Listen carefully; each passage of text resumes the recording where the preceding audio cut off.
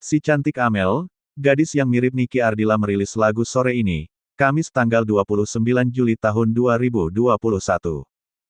Tampaknya, Amel meneruskan jejak mendiang Niki Ardila. Semasa hidupnya, Niki dikenal sebagai multitalenta. Walaupun sosoknya telah tiada, Niki Ardila tetap dikenang oleh para penggemarnya. Kehadiran sosok Amel pun mengobati kerinduan penggemar kepada Niki Ardila. Gaya dan parasnya sangat mirip dengan almarhumah Niki. Kemunculan Amel pun membawa angin segar dan disambut baik. Kini, Amel mulai masuk dapur rekaman untuk terjun di dunia tarik suara.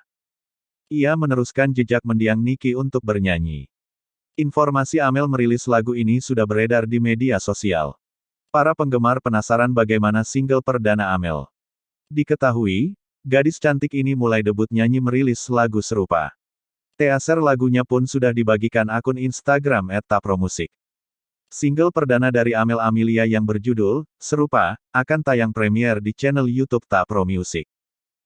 Pada lagu itu, Amel tampak menjadi diri sendiri dengan suaranya yang merdu dan manis. Video musik lagu serupa ini akan dirilis pada Kamis sore pukul 17. Lewat Instagram, Amel juga membagikan info kepada para penggemar terkait perilisan single perdananya.